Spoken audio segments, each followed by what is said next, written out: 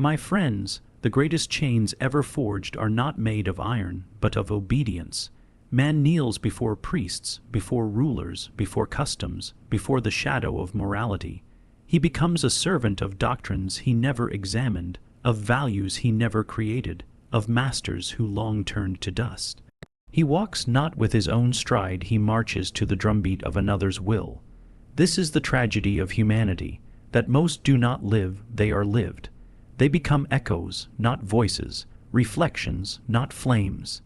And yet within every soul burns the possibility of sovereignty, the possibility to stand upright, to say, I am my own law, my own master, my own path. To follow no one is not to fall into chaos. It is to recognize that true order is not given by external command, but forged within. To rule oneself is the highest art, the most demanding discipline, and the noblest form of strength. For what use is conquering nations if one remains a slave to fear, to habit, to the opinions of the herd? What value is there in admiration from others if you despise the one in the mirror? The age in which we live intoxicates itself with idols of success, of popularity, of belonging. It teaches men and women to kneel before the crowd, to sacrifice their individuality for applause. But the crowd cannot save you. Its approval is fleeting, its love shallow, its wisdom barren. If you wish to live as more than a shadow, you must dare to step away. The path of self-rule is lonely at first, for you will no longer have the comfort of borrowed convictions. But it is in that loneliness that you will discover power, not over others, but over yourself. To rule oneself is to conquer cowardice, to silence the endless excuses, to wrestle with the chaos within until it bows before your command. It is to shape your instincts, discipline your passions, and wield your will as a sword. Those who fail to rule themselves will always seek rulers, and they will wear their obedience like a badge of honor, when in truth it is a chain of shame. Do not misunderstand me. To reject following is not to reject learning. Learn from the wise, but do not become their slave. Read their words, but do not become their echo. Use their insights as a hammer to forge your own strength. The goal is not to become another copy of greatness, but to create something that did not exist before you. Follow no one, my friends, for the highest virtue is not obedience, but creation. The highest task is not to fit into the mold, but to break it. If you wish to live, truly live, then stand upright in the storm of existence and declare, I am not here to follow, I am here to rule myself. Only then will life bend its knee before you. Man's chains are rarely visible, and that is why they are so dangerous. The most brutal prison is not built of stone, but of obedience, obedience to masters long gone, to voices that echo from the grave, to rules inherited and never questioned. From the moment of birth, we are handed commandments. Obey your parents, obey your teachers, obey your priests, obey your nation, obey your customs. By the time a man reaches maturity, he is so saturated with obedience that he mistakes it for his own will. He says, I want this, when in truth it is society that wants through him. He lives as a servant without realizing he is enslaved. The herd loves obedience, for obedience keeps it safe. It gives order, predictability, and comfort. But comfort is the enemy of greatness. The one who obeys never risks, and the one who never risks never creates. When you obey blindly, you exchange your individuality for security, your freedom for belonging. You kneel before the idols of others, too afraid to smash them and build your own. Obedience whispers to you, stay in line, do not think, do not stand out. And so most lives are wasted in quiet servitude, suffocated by invisible chains. Nietzsche reminds us that obedience is not neutral. It corrodes the soul. It teaches you to distrust your instincts, to silence your will, to bury your passion. A man trained only to obey cannot command even himself. He looks outward for every answer, seeking permission before he acts, approval before he speaks, applause before he feels worthwhile. His entire being becomes a performance staged for others, until he no longer remembers what his own voice sounds like. Such a man is hollow, and hollow men cannot live deeply. they can only drift.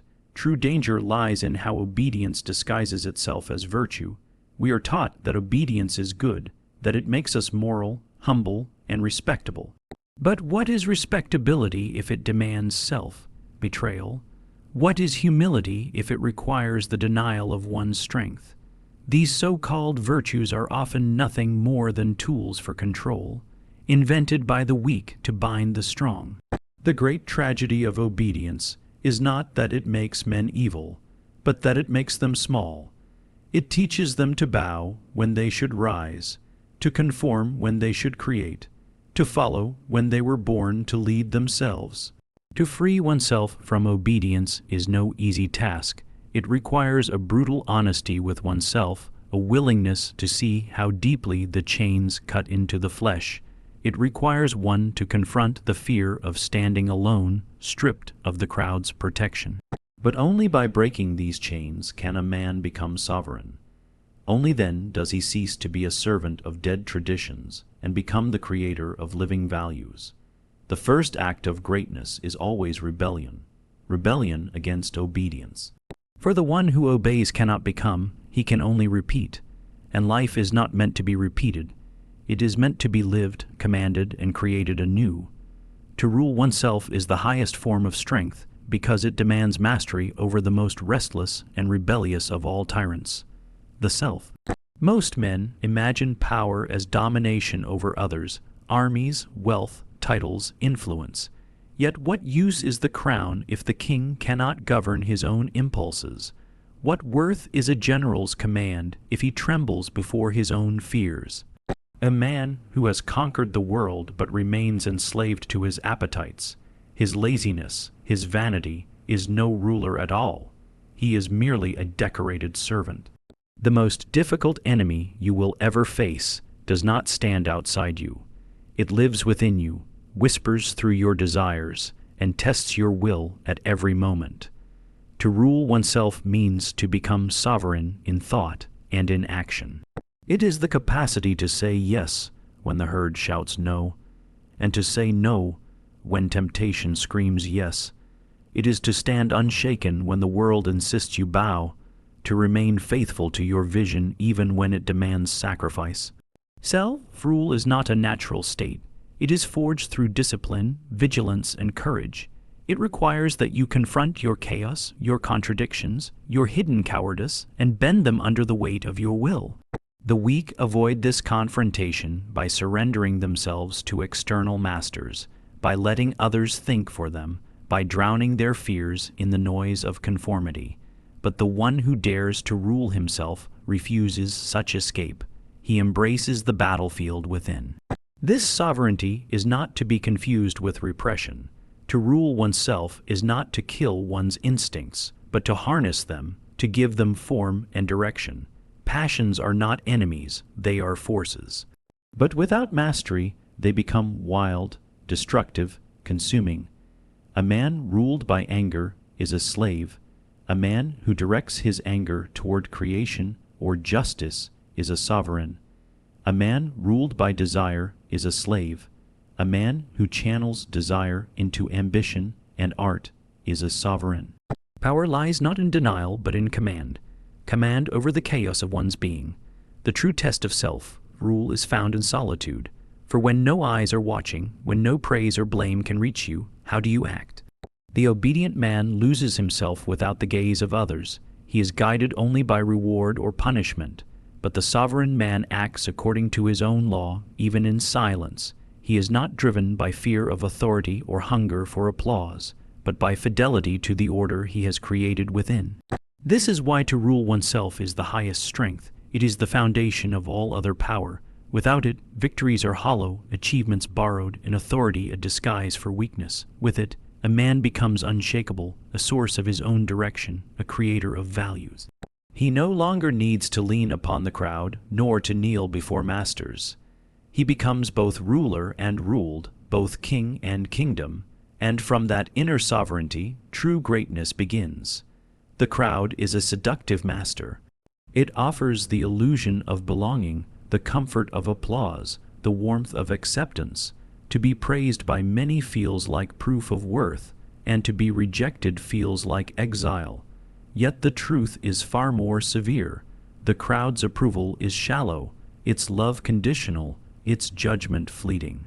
What the crowd adores today, it will despise tomorrow, and what it condemns today, it may worship in the next generation. Whoever binds his value to the herd is like a ship without anchor, drifting wherever the winds of opinion blow. He lives not as himself, but as a mirror, reflecting back what others wish to see. The crowd does not seek truth, it seeks affirmation of its own mediocrity. It applauds what flatters its comfort, and it ridicules what challenges its cowardice. Greatness has rarely been met with celebration in its own time. It is more often crucified, stoned, or silenced. Only later, when the sting of truth has dulled, does the crowd decorate the memory of those it once condemned. Thus, to seek the crowd's approval is to live in chains, enslaved to an authority that neither understands nor honors the depths of the individual soul. Those who depend on the crowd grow addicted to validation. They adjust their speech to avoid offense. They tailor their actions to win approval, and they conceal their true desires out of fear of disapproval. Their lives become a stage, their words rehearsed lines, their smiles masks. This addiction robs them of authenticity, for in seeking to please all, they lose themselves, and a man who loses himself for applause has traded his soul for dust. The tragedy is that many never see through the illusion. They live their entire lives chasing approval, mistaking it for love, mistaking popularity for greatness. They feel a rush of worth when praised, but the moment it fades they are empty again, hungry for the next round of recognition. It is slavery disguised as freedom because it appears chosen, but in truth it is a prison built by fear. To escape this trap is to confront a frightening truth. The crowd cannot give you meaning. Meaning comes only from within, from the courage to live by your own law, to act not for applause, but for the authenticity of your being. It means accepting loneliness, misunderstanding, even rejection, as the price of integrity. Yet this price is not too high, it is the only path to sovereignty. The crowd's love is not real love. It is convenience, habit, and herd instinct. To build your life upon it is to build upon sand. But to withdraw from its shallow approval, to stand firm even in its ridicule, is to discover a foundation that cannot be shaken. For the one who no longer seeks to please the crowd discovers a deeper audience, the audience of his own conscience, and perhaps of eternity itself. Obedience to external masters is a visible form of servitude, but obedience to fear is subtler, more corrosive, and far more difficult to overcome. Fear is the invisible leash that keeps men from stepping beyond the boundaries of the herd. It whispers that failure will humiliate you, that rejection will wound you, that solitude will destroy you. It convinces you that to stay small is safer, that to follow the path already laid is wiser, that to question or to rebel is to invite ruin. And so, many live their lives not according to their will, but according to the map fear has drawn for them. Fear wears many disguises. Sometimes it is the fear of judgment, the terror of being laughed at, of being thought foolish, of being cast out. Other times it is the fear of uncertainty, the dread of losing stability, of abandoning the known for the unknown. And deepest of all is the fear of one's own strength, for to acknowledge your power is to accept the responsibility of wielding it. This responsibility terrifies because it means there will be no one left to blame, no teacher, no society, no master. You will stand alone, accountable for your victories and your failures alike. Thus, fear persuades men to renounce power under the pretense of safety. But what is safety if it costs you your life's truth? Safety purchased at the price of freedom is nothing but gilded captivity. To live enslaved to fear is not to live at all. It is merely to exist in cautious repetition. Fear binds you to what is familiar, but what is familiar is often nothing more than mediocrity, habit, and stagnation. The individual who dares not step into fear dares not grow. He remains forever a half-formed being, unfinished, unfinished precisely because he fled from the demands of his own becoming. The paradox is that fear itself is not the enemy. It is a signal, a test, a challenge from life. Fear arises precisely where your greatest growth lies hidden. What you fear to confront, whether rejection, failure, or your own potential, is exactly the door you must walk through to discover freedom. To obey fear is to stay outside that door forever, but to face it is to break the chains it imposes. The moment you choose courage over fear, you discover that the leash was never real. It was woven from illusions, from the opinions of others, from the ghosts of childhood warnings. Therefore, the true ruler of himself is not the one who feels no fear, but the one who refuses to bow before it.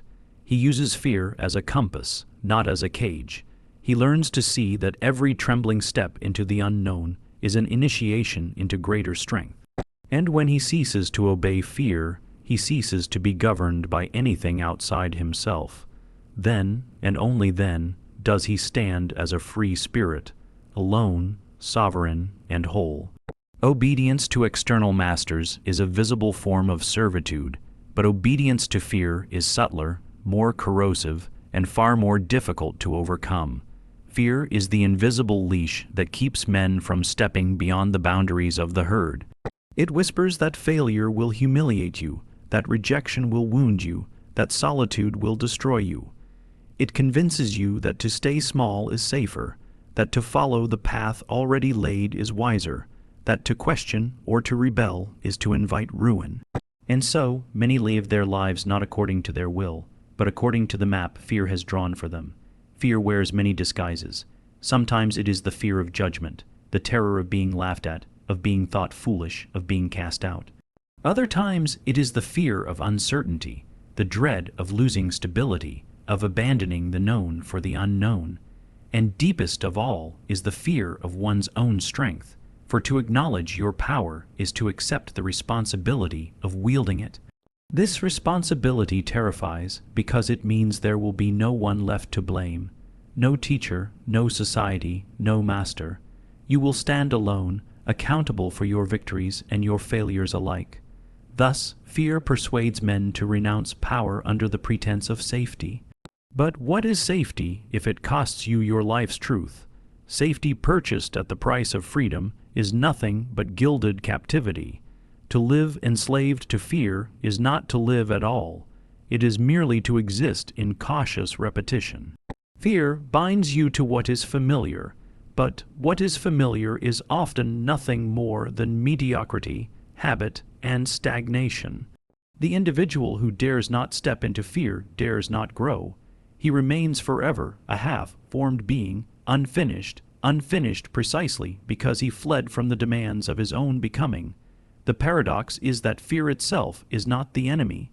It is a signal, a test, a challenge from life.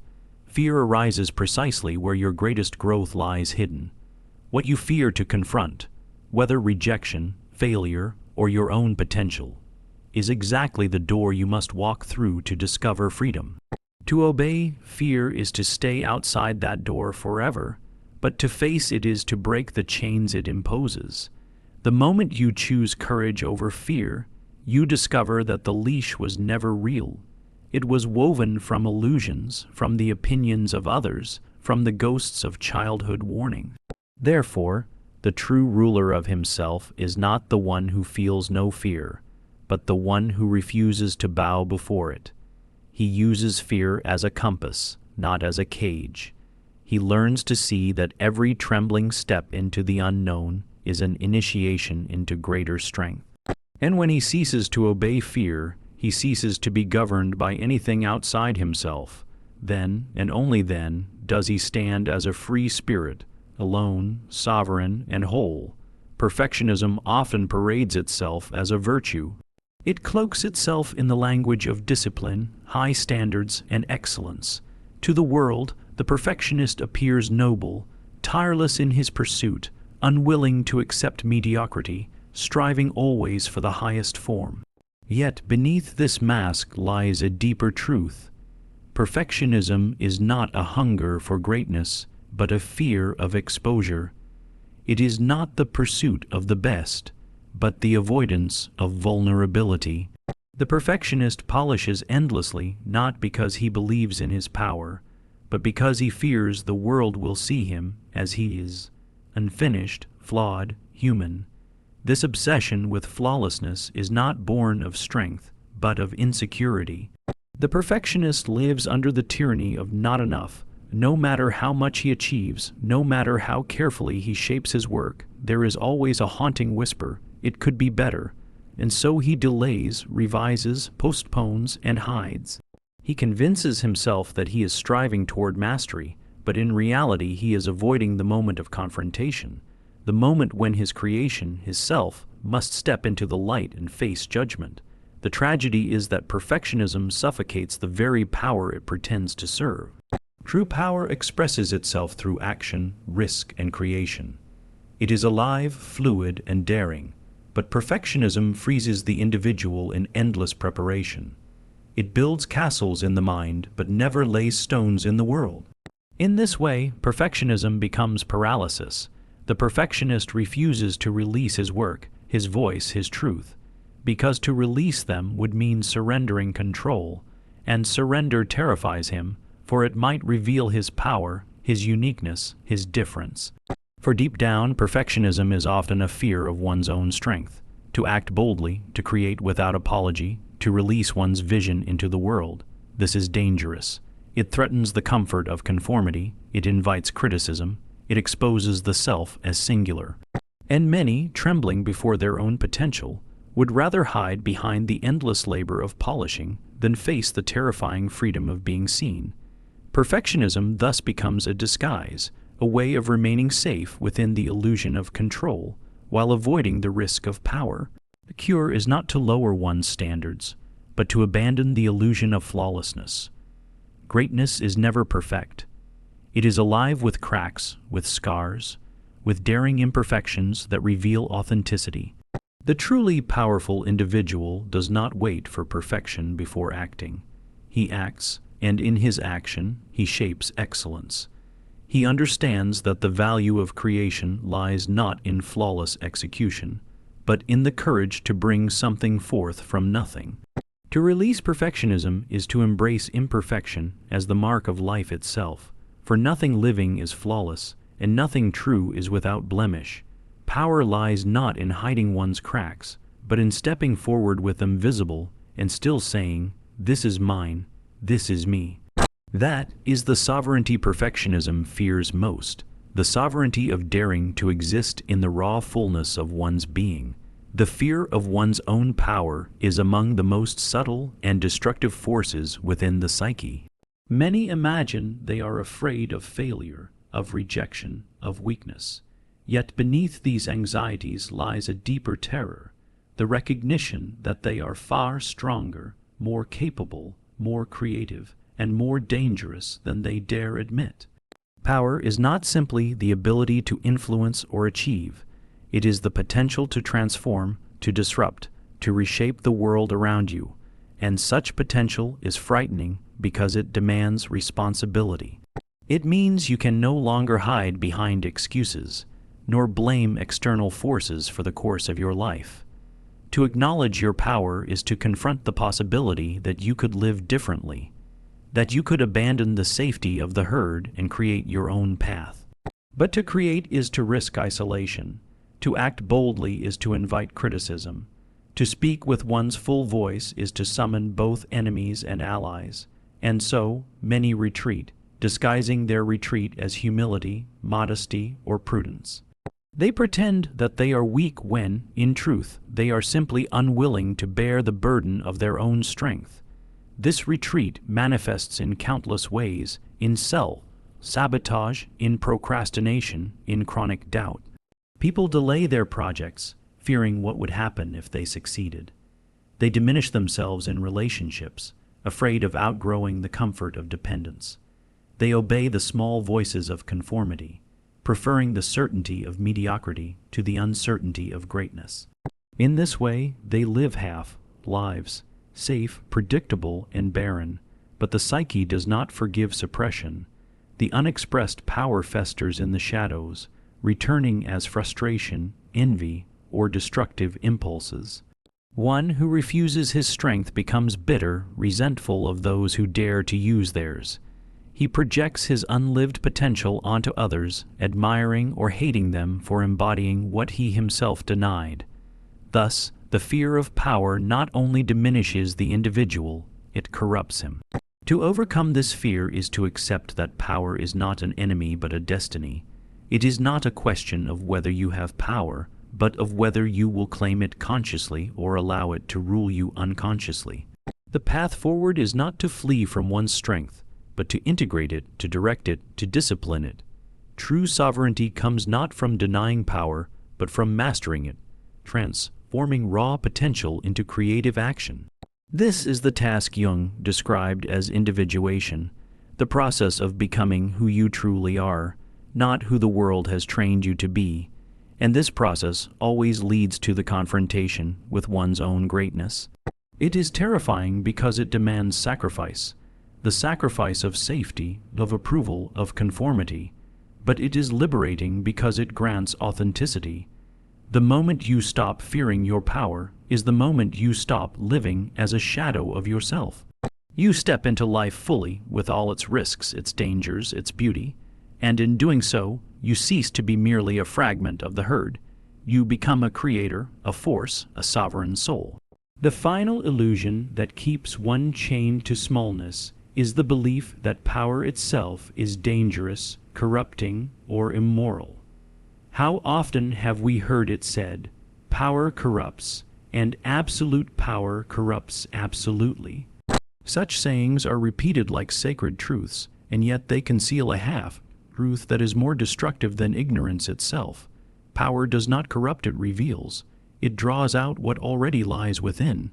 If a man is cowardly, his power will magnify his cowardice. If he is cruel, his power will give form to his cruelty. But if he is noble, courageous, and honest, power will magnify those qualities as well. To fear power, then, is to fear the self. It is to suspect that within you lies something dark, unworthy, or uncontrollable, which, if given freedom, will wreak havoc. This suspicion is not entirely false. For in every individual lives the shadow, the impulses repressed, the instincts denied, the desires disowned. If one refuses to know this shadow, then power indeed becomes dangerous, for it will express the unacknowledged darkness unconsciously. A man who pretends to be pure but refuses to face his envy, rage, or greed will find these qualities seeping into his actions once he holds influence. The solution, however, is not to renounce power but to confront the shadow, to bring it into awareness, to integrate it, to claim it as part of one's whole being. When one knows his own darkness, he is no longer ruled by it. He can wield power with clarity, responsibility, and strength.